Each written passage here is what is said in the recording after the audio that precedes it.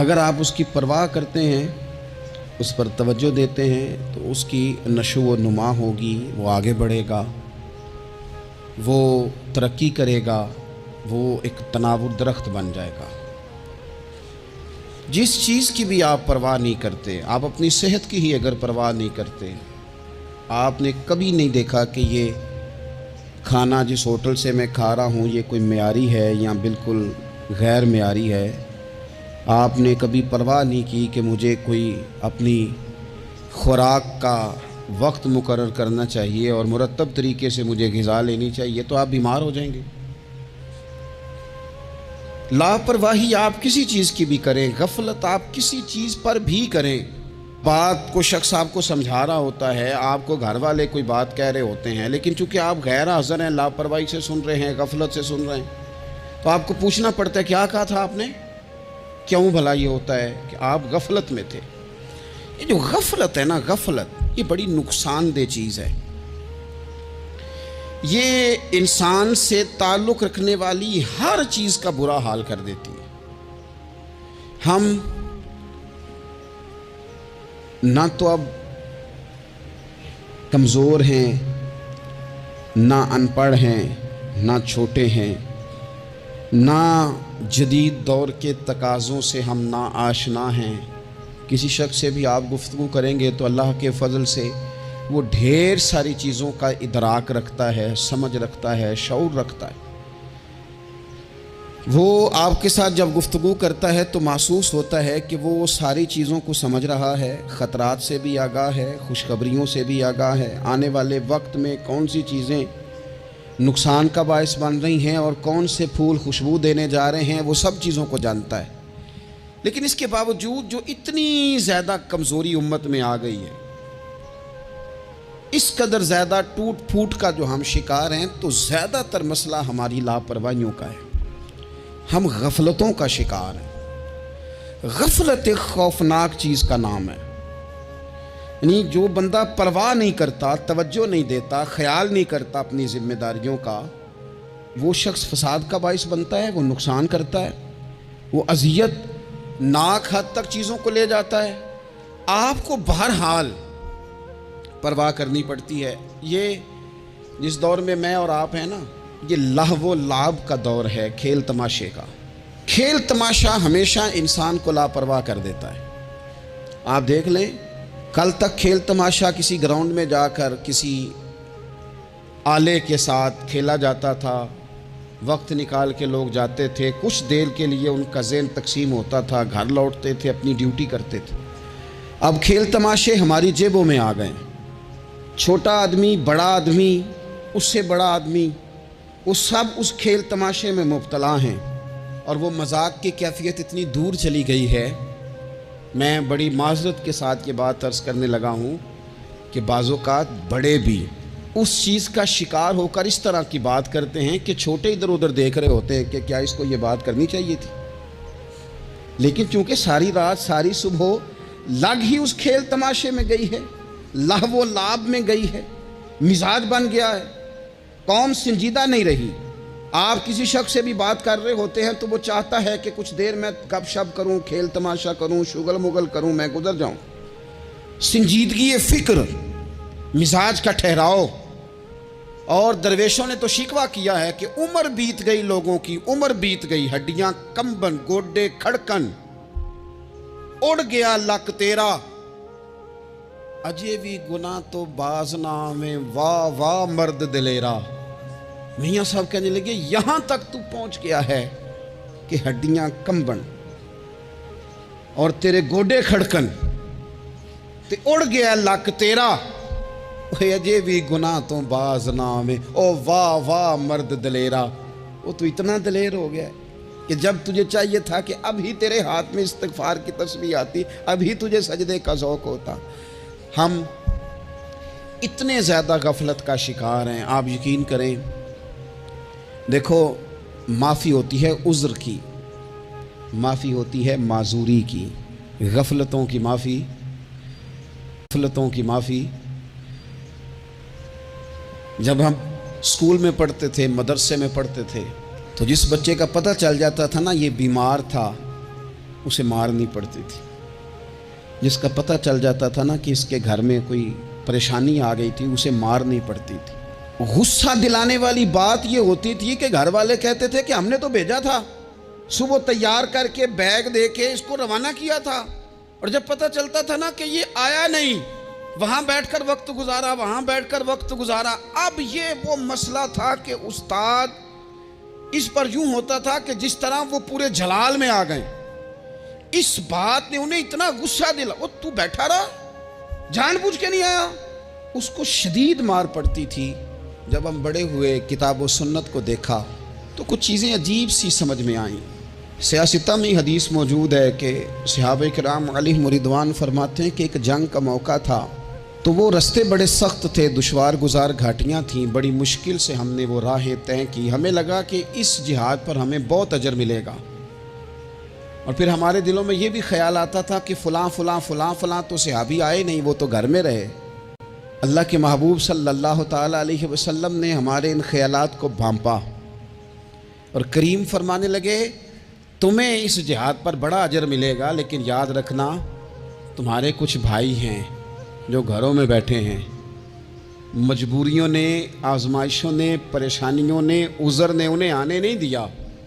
جتنا تمہیں صبر کر کے, مشقت جھیل کے, سفر کر کے جہاد کا ثواب ملے گا, اتنا ہی انہیں گھر بیٹھے بیٹھے بھی ثواب ملے گا.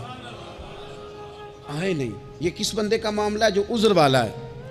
اور اگر کسی کے اجتہاد میں غفلت ہو گئی, حضرت کعب بن مالک رضی اللہ تعالیٰ, یہ بھی صحیح بخاری میں, کل چلا جاؤں گا, حضور تو جہاد پہ چلے گئے لیکن اجتہاد میں غفلت ہو گئی, کل چلا جاؤں گا, پرسوں جاؤں گا, ترسوں. فرماتے میں جا ہی نہیں سکا, حضور واپس آ گئے.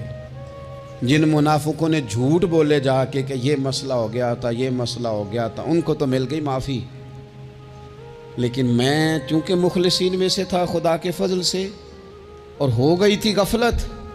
50 دن نبی کریم مجھ سے ناراض رہے. 50 دن اللہ کے لیے کہ تو رب کے راستے میں جہاد کرنے نہیں آیا. 50 دن حضور ناراض رہے.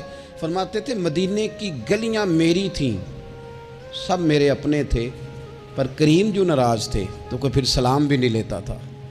مجھے یوں لگتا تھا کہ مجھے دیکھ کر ہوائیں اور فضائیں بھی رستے بدل جاتی ہیں. 50 دن میں مسجد میں آتا تھا, جب میں چہرہ ادھر کرتا تو حضور مجھے دیکھتے, اور جب میں حضور کو دیکھتا تو کریم چہرہ بدل لیتے. میں ویکھاں تے یار نہ ویکھے, تے جدوں نہ ویکھاں ادوں ویکھے. ایڈے نصیب کتھوں تتڑی دے, میرے وچ ویکھن دے ویکھے. غلام فریدہ بوئے یار دے مرنا ہے, پاویں ویکھے یا نہ ویکھے. ختم ہو گئی بات.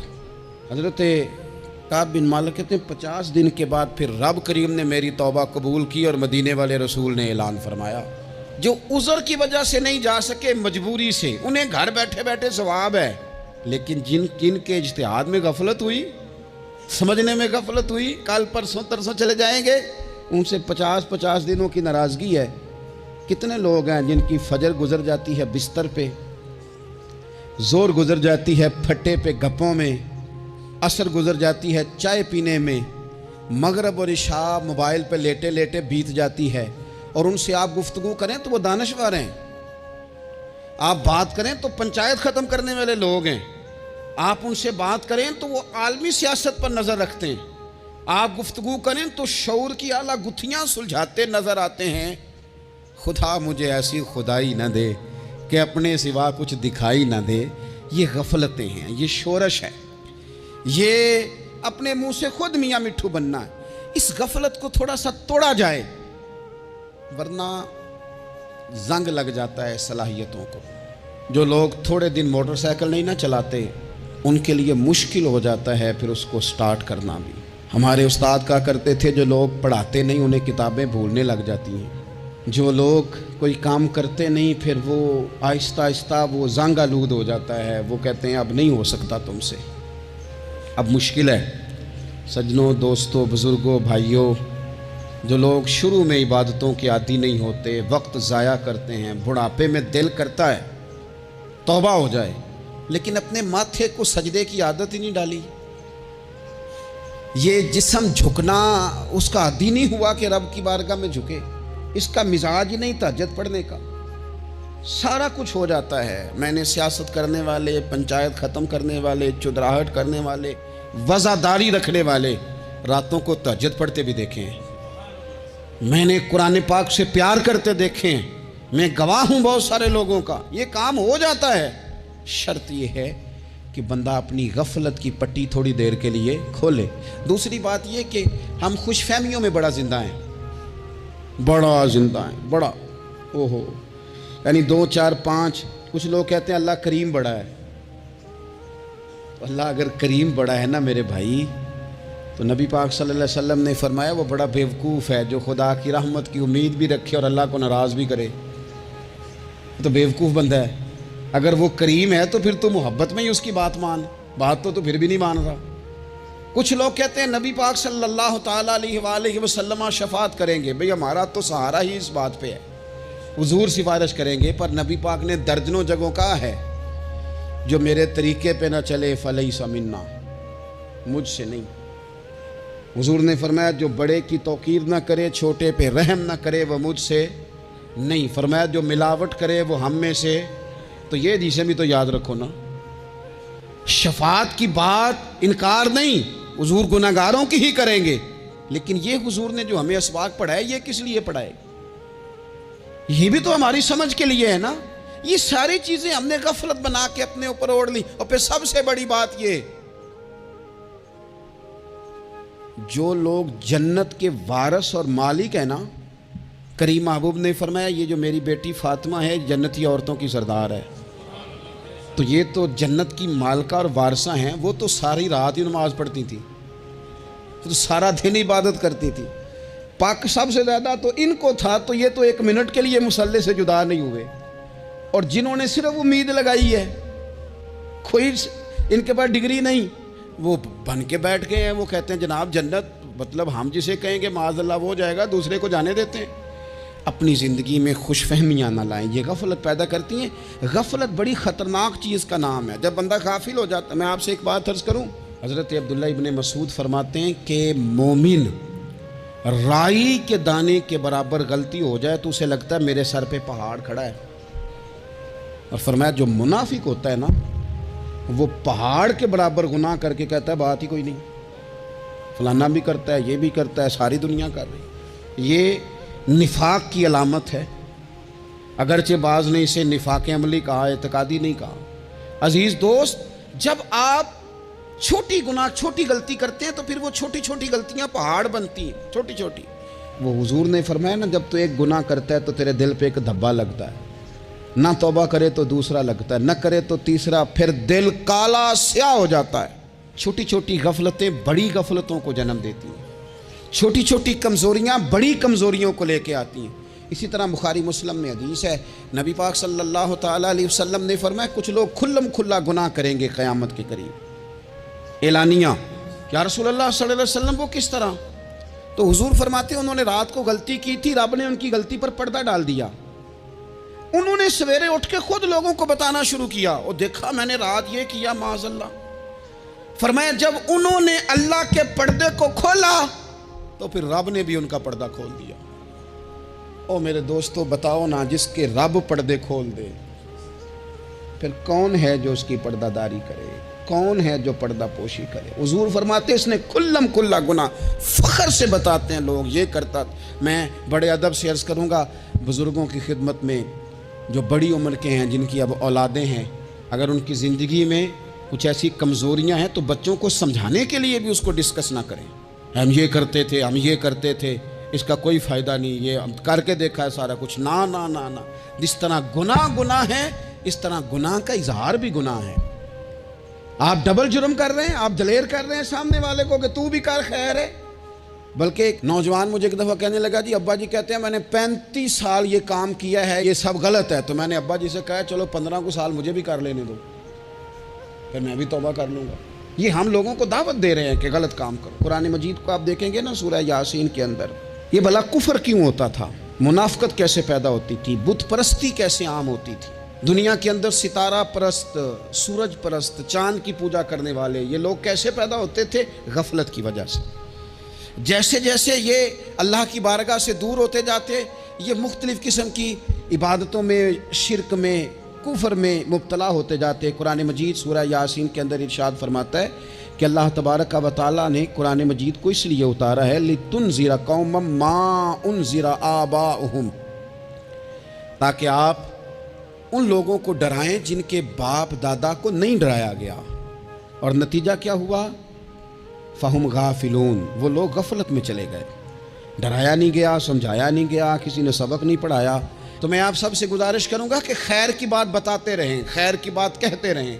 خیر کی بات جو ہوتی ہے یہ فائدہ کرتی ہے ہمیشہ، تو غفلتیں اپنی دور کرنی چاہیے۔